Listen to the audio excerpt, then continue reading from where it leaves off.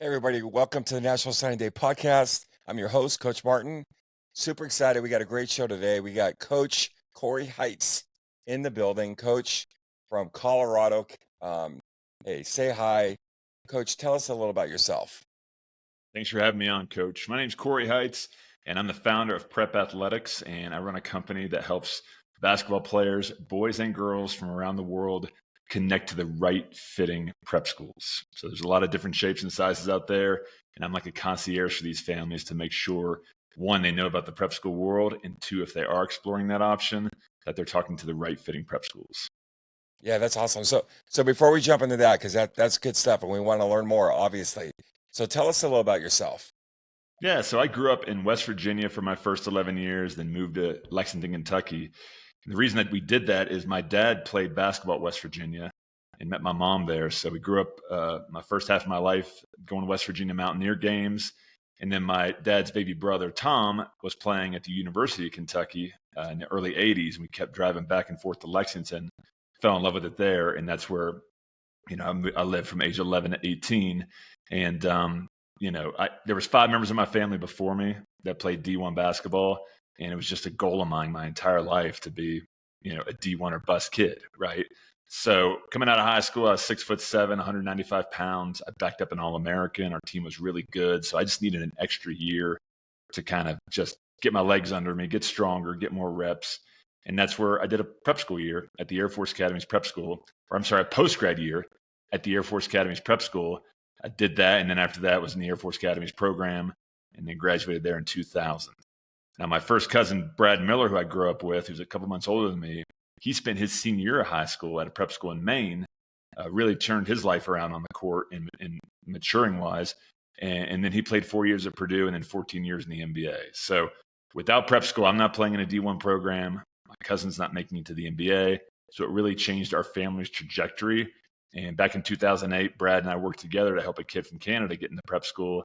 And that kid got a full NAI scholarship after that post-grad year. And fast forward since then to now, it's turned into a full-blown international consulting company. So only through my experience of actually doing prep school myself and seeing what the benefits were and seeing how it helped my cousin change his life, that's the reason I got into this. I used to do it just for free, helping kids out for a long, long time, and then turn it to a business a few years ago. And it's just been, especially since COVID, just booming. And I just love getting on podcasts like this to share what prep school is, what the benefits are, and answer any questions that anyone may have. Yeah, that's amazing. So when you were talking, when you were sharing about your family, and obviously they created this, like not only a standard, but this amazing environment where, sibling after sibling, like kind of followed suit. It's pretty amazing, and it's kind of like sometimes we see this a lot with, historic programs, right? Historic programs. Somebody started that program, and they created an environment and a deal where now all of a sudden everybody wanted to be part of that. And I mean, obviously, it's a testament to whoever was the pioneer of that in your family. But man, that's amazing. So What tell us a little bit more about that side of it, the business side of it. you mean, prep athletics, or how like Prep, this all prep, started?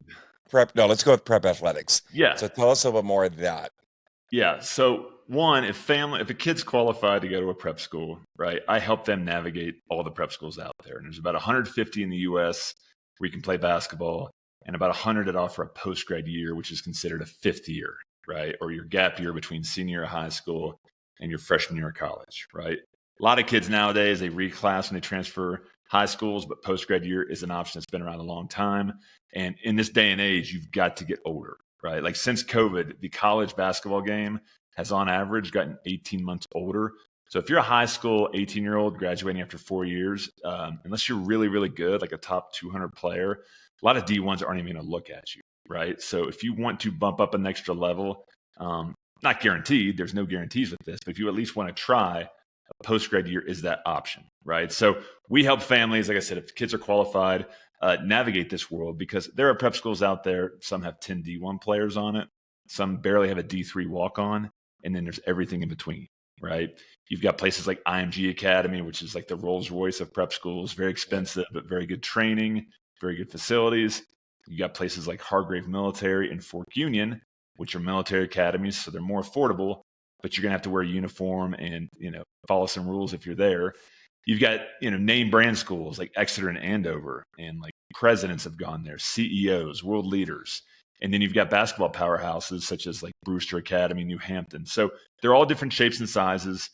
Some have old coaches, some have young coaches, some are in the middle of nowhere, some are in an urban environment, some are co-ed, some are single sex, some are bigger schools, some are smaller. So think of me as like a concierge that helps families narrow that all down. And based on how good a player is on the court, what their academics are, what kind of experience they want for this prep school year, and their financial situation, we take those 100 prep schools, 150, and narrow it down to the right fitting 3 to 5 for that individual family, right? To where if they pick any of these schools, coach, they're going to be in a good position, but I want them to pick the best fit for them specifically. And to me, the big giveaway I give every family is all these prep schools, you're going to get all the benefits they offer. The big key when selecting a prep school is going to be the child's relationship to the coach, right? That coach is going to be doing early morning workouts. That coach is going to be determining playing time. And ultimately, that coach is going to be the one picking up a phone, calling college coaches on your behalf. So that's a big deciding factor. So we help families through this whole process. And if they're qualified, we have a lot of fun with it. And a lot of these decisions these kids make can change their lives for the better. Yeah. So this piece is really interesting because we deal with athletes all over. We deal with organizations. We deal with schools.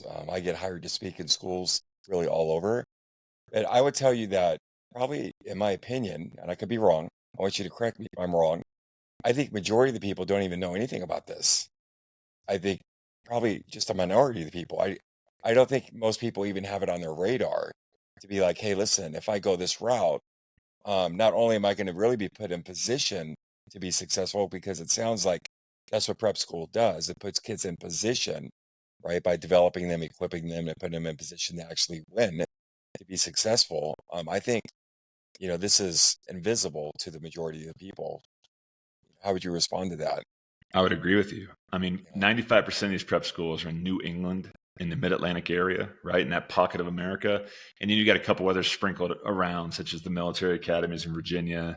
You got a couple in North Carolina, Georgia, a couple in Florida, a couple in Pennsylvania, one in Ohio, one in Chicago, and then you got Wasatch Academy. And Utah is about the one that's farthest west. So with our podcast, with our newsletter, with our social media, we're constantly trying to get the word out, not just within the U.S., but internationally, that this is an option, right? So a lot of what we do at Prep Athletics is just getting the word out there and letting folks know this is a good option for you. And if you type in prep school basketball almost anywhere in the world, our website's going to pop up. We got a lot of information on there. And we really want to do it, let people know it exists. Now, one thing I want to get into real quick is there are places out there called basketball academies, which are popping up in almost every state, to include a lot in the West Coast, right? They may call themselves prep schools, but they're not prep schools, all right? Like right now in this call, you and I could start, the Martin and Heights Basketball Academy, and all we need is a gym, a place for kids to stay, and transportation. That's it. Don't need accreditations, don't need adult supervision, don't need good nutrition. We can just start one. Those are not prep schools. Prep schools you got to think of as mini college campuses, right? They've got accreditations, they've got alumni networks, admission offices, dorms, school nurses, campuses, Wikipedia pages. These are legit places. Some of them have even been around since before America was a country, right? So part of my outreach too is people don't know about these. A lot more have heard about academies since they're more regional and located around the country. But I just want to do a PSA, and I'm doing this PSA all the time. Academies are not prep schools. There are some good ones out there, right? I don't know them because there's too many of them. But in the old days when I used to work with academies, they got burned pretty good. So I just remind you, if you are looking at a basketball academy, do your due diligence, do Google searches on the coaches, see if they got felony records, talk to families that have gone there in the past and see how their experience has been. But they are not prep schools. So it's a constant education we got to do, Coach, and we've done a pretty good job at it, but still, a lot of kids out there would be great candidates for prep school, and them or their families just don't know it exists. Yeah, I mean, listen, I'm never one where, you can't ever get to a point where you think you know it all, because obviously, that's crazy for one. For two, you're going to handicap your future learning. But it's interesting because, even where I'm in Southern California, and I could tell you, like, within an hour drive, we have a pretty good size training facility that calls himself prep school. And it's interesting, you can label it, but at the end of the day, it doesn't have the substance of what you're talking about. And that's what's really neat. And it's really eye-opening because I don't think most people even know about this. And I will tell you, one of the things we'll do by the end of the day today, if it's okay with you, not to put you on the spot, but we'll put your information on our homepage. So that way, if anyone ever goes to the National Signing Day podcast, they'll be able to find you, click on you, and then obviously be able to get more information regarding, prep school and all the details regarding that. So that's pretty cool.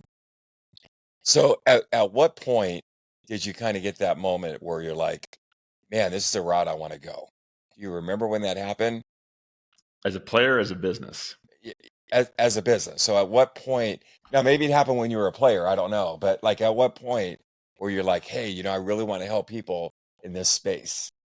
Yeah. So when I saw what it did for the kid in Canada, who I knew was really good, but he was from Canada, once we got him in that prep school with my cousin's help, and then he got a full NAI ride, that's where I wanted to start helping more people. And I spent those next 3 years in Kentucky coaching at a small school, and I helped 8 kids from Kentucky go post-grad, and 7 of them went D1, right? So that's where I knew, like, okay, there's talent in Kentucky, which obviously Kentucky and Indiana are known for being basketball states, but there's talent here. It's just only a couple number of eyeballs are actually seeing them, right? So if we get these Kentucky players to do an extra spring and summer of AAU and elite camps and get them in the prep school open gyms and do what they do with their high IQ, let's see what happens. And that track record speaks for itself, right? So then I wanted to help more and more kids that I thought were talented get an extra year to see what can happen, right? And this is before the transfer portal.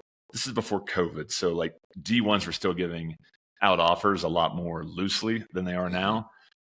So it was pretty successful. So that's when it was pretty neat. And like I said, I did it for about 8 years, just helping families, just having fun with it, until my college coach from Air Force, I was in his basement in Connecticut, told me that I could turn this into a business. And it didn't feel right. I didn't know if I could charge or how that would feel. Because mind you, I do real estate development full time as well, right? So that was my main job. And slowly started charging families and learning more and more. And now it's a full-blown international consulting company we've got. We've helped kids go to 57 different prep schools from over 37 different countries in every time zone in the U.S. So we keep growing every year. But once again, we just keep it boutique. Like, we're not going to be giant like an NCSA. Like, we're going to do this, have our hands on, and make sure we're giving each family what they deserve.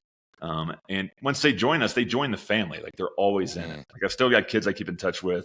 Like the kid I placed 17 years ago, we still keep in touch, right? So that's the family they join. I take this seriously. I'm passionate about it. And these kids aren't numbers to me. They're real families that I work with and want to make a difference in each individual case. So that's how we got into it. So this is all accidental, right? It's all accidental, and it's cliche to say follow your passion. But every day when I wake up, Coach, and look at my emails, my email inbox, I'm excited to see who's in there next, right? That's so awesome. No, Corey, that's all. And listen, you could tell, I mean, it's contagious. So you could tell that obviously you love what you do. And I think that's amazing. So, man, great. So here's a question I got for you. So in the college recruiting space, and you probably have a lot, but just think of what's one thing that irks you, that really bothers you regarding recruitment. Yeah, it's the old school thinking that if I play really good and win a state title, college coach is going to be waiting there under the net to hand me a D1 scholarship, right? Families and players still think that happens, and those days are over, right? You need an advocate nowadays, right? You need to be on a top 50 program in the country where college coaches are going to come to, where you need to have an advocate, i.e. a high school coach, an AU coach, a trainer that has connections, right? So not evolving with the times.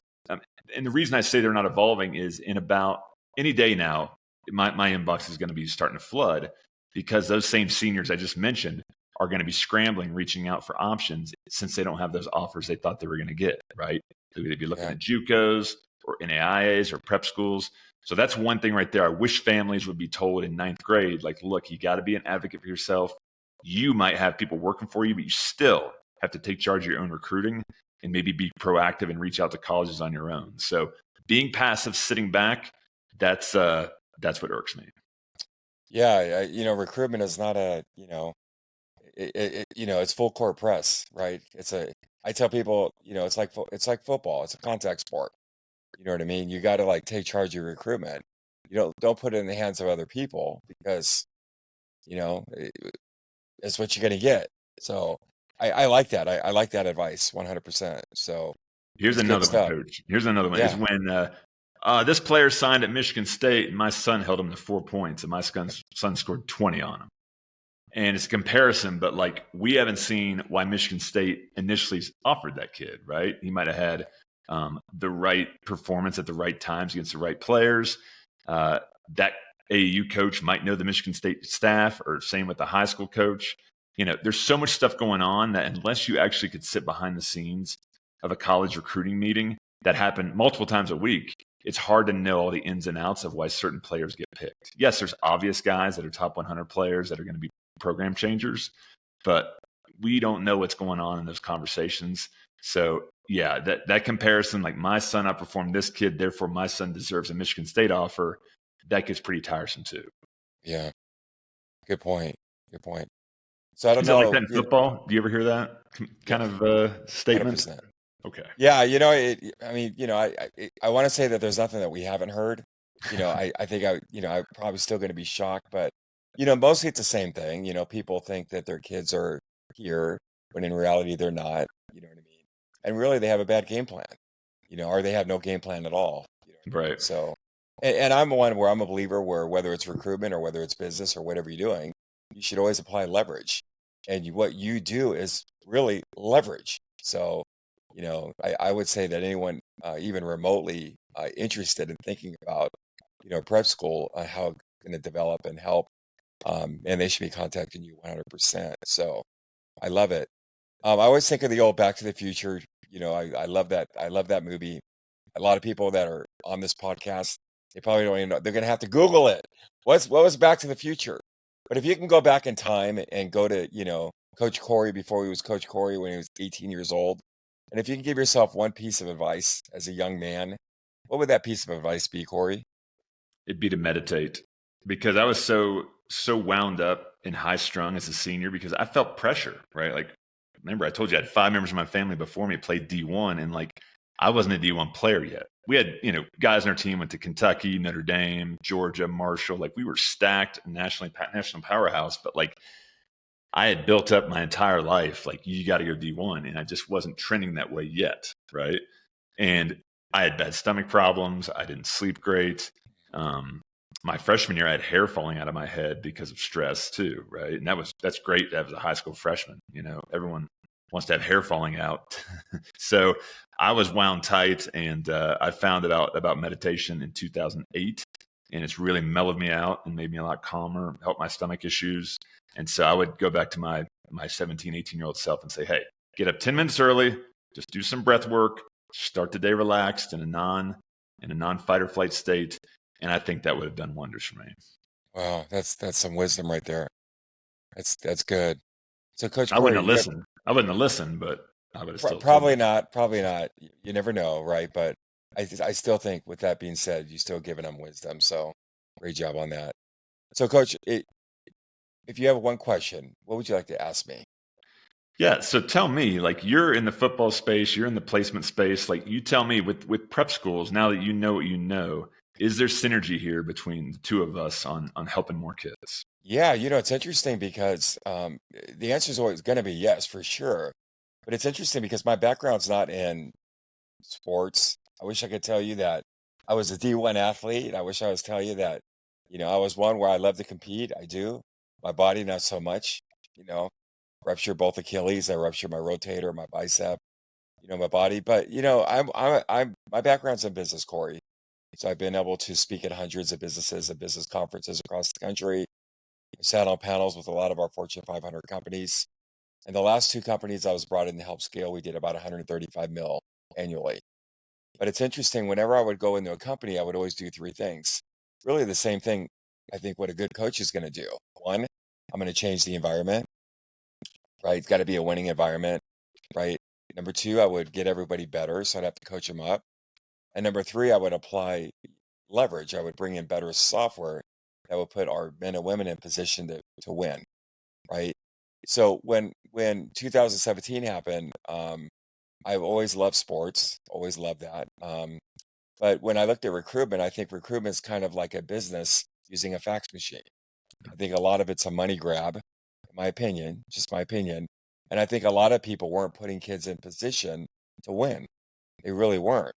So what we did was I had a development team come in and we developed software. Took about a year to develop that did the same thing for the athletes as it would do for our sales professionals. And it would put them in position to be successful by going in, dumping in their videos, creating their profiles, being able to hit a button and get that to any college coach, whether it be the recruiting coordinator, position coach, or the head coach, at the push of a button. But also allow the actual athletes to be alerted and know exactly what's going on. So whenever a coach looks at their video, they get alerted in real time. So if you got a kid where the coach watches this video 7 times in 2 days, that athlete now knows because now they're alerted. Now they can take the next step, right? So trying to help kids and put them in position for me is is what we should do. It's a game changer. But it's interesting because yes, based off what you've said, I've never given a lot of thought on the prep school side. I really haven't. And it's interesting too, about a week ago, one of our business owners, because we now have business owners all over the country that license our software, white label and whatnot, but they brought this up. And it was interesting to me because I was so busy at the time, I didn't sit down and chew on it. I was just like, oh, yeah, I'll look into it. But really, that's all I got. And then I got a little sick last week. So I was like, my throat's a little still kind of messed up. But I, I am 100% sold. When I think of the concept, and I've been thinking about it really this morning before you and I got on, when I really think of the concept, I think you do what I did in the business side. You really put these kids in position to win. And not only win as far as like playing at the next level, but preparing them not only for the next level, but for their life. And I think the lessons that they're going to learn right there is going to help them moving forward for the rest of their life. So I would tell you 100%, you and I will sit down and we'll figure out how, I can bring value to you and we can help, and obviously we do a synergy where we can, help the people that each of us serve. So Love it. And I let's know that talk was about long-winded, but that's great. But let's talk about prep school real quick. Like, yes. this is more than just basketball, right? Like, there's also an academic component too, to where Yeah. if you need to bump up your grades, prep school can help with that. If you already got good grades and already graduated, you can take AP or college classes at most of these places. 2, you're going to get homesick at prep school, right? You're going to miss mom and dad. But you're going to have to get over that, and you're going to get over to prep school versus college. And you're also going to learn how to get up on your own for early morning workouts without mom or dad waking you up. You have to turn in assignments without mom or dad getting on you. Have to learn how to do laundry. So just some basic things that some kids in this generation don't know how to do. They're going to know how to do it once they leave prep school. And the transition to both the basketball court, the classroom, Yeah. and just socially, it's going to be a much more seamless transaction versus coming straight out of mom and dad's house. And lastly, is cultural, right? These prep schools have kids from every time zone, multiple continents, and you're going to be around people that have different, beliefs, socioeconomic backgrounds. So you're going to meet interesting kids that could become your best friends. And the story I give on that is, my prep school roommate, day one, was a Navajo Native American, right? First Navajo to play D1 basketball. We stayed up way too long that first night, and I was asking him what life was like growing up on the reservation. He was asking me what life was like being a Catholic kid from Kentucky. And fast forward a couple decades later, he was in my wedding, I was in his wedding, right? Wow. So I'm not guaranteeing that can happen, but that can happen, right? And the big thing here too, coach, is like, I talk about prep school, but there's no crystal ball, right? Like, I've got kids that have gone in D3 players, come out D3 players. I've had kids going in with 0, coming out with high major offers. Like, we don't know what's going to happen. And that's kind of cool, right? Like, it's stressful, but it's kind of cool because, like, if we did know what the result was, it wouldn't be as exciting. But, families want a lot of assurity about playing time and what's going to happen at the end of the day. The one big caveat I got to get is we don't have a crystal ball, so we don't know how this year is going to turn out. But you at least have given it everything you've got. There'll be no more time left. And whatever level you're getting recruited at, that's probably the level you're at right now. Right. And guess what? In today's day and age, if you get better at the college level, you can transfer to a higher school and take advantage of that NIL money. right? So Yeah. just wanted to let people know, like, this is more than just basketball. Like, this is growing human beings as well and making them much more ready to contribute to society. So if you want Yeah. basketball, check out the basketball academies. You want a holistic kid coming out of this, that's what prep schools can do as well. Coach Corey, I'm sold. I'm telling you right now, I am. So we will definitely be talking. So listen, we got the audience out there. Where do they go to find out more about you? Yeah, go to prepathletics.com, and anyone interested in prep school, just email us. We'll give you a free consultation, let you know if this is something that might be a good fit for you. We've got articles. We've got the #1 prep school basketball podcast in the world on there. We've got our bio page that shows what we've done, what our team members have done. We've got alumni page. You can see where all our players have ended up in college. And reach out to me. We're very accessible. We want to make sure everyone's educated on this, but we do educate everyone on the website. There's every basic questions answered. And in a lot of podcasts, we interview prep school coaches so you can learn more about their philosophies. And we break down stuff such as how much does prep school cost? Are there scholarships? Does it make sense to do it if we're international? And on and on and on. So prepathletics.com, and sign up for the newsletter as well that comes out once a month. It's got a lot of good, valuable information in there. And would love to chat with you. Corey, thank you so much, Coach, for coming on. We will put your stuff on our website by the end of the day. So you can also go to nationalsigningdaypodcast.com. We will leave it up all month so you'll be able to see and be able to just, connect with Coach Corey. And you're going to want to do that. And I'm not only encouraging you to do that, but make sure you share that with your sphere, because you're going to know people that have children that need to be part of what Coach Corey's doing. So Coach Corey, thank you so much for being part of what we do. I'm looking forward to learning more about you and bringing that synergy together. Thank you. Coach, thanks so much for having me on. I love what you're doing with your business, and keep sharing the good word. Thank you so much. Hey, I'm Coach Martin. This is the National Signing Podcast. Until next time, we are out.